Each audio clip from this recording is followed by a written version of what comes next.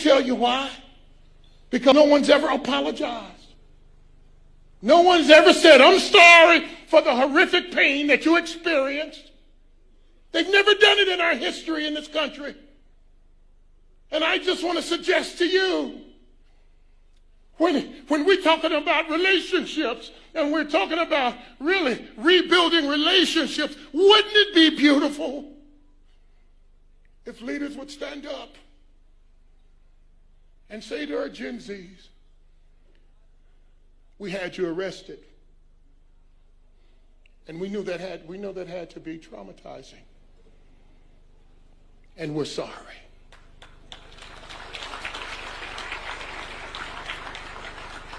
We shut down the internet, and we know that that's your primary source of communication,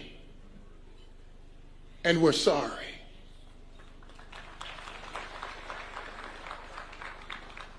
Now we want to bring you to the table so that you can have a voice, because you're no longer a child. You're an adult. And we want to begin to say, how do we begin to treat you like an adult? I won't ever forget the time, and I'm almost done. I won't ever forget the time when a guy gave me permission to be an adult.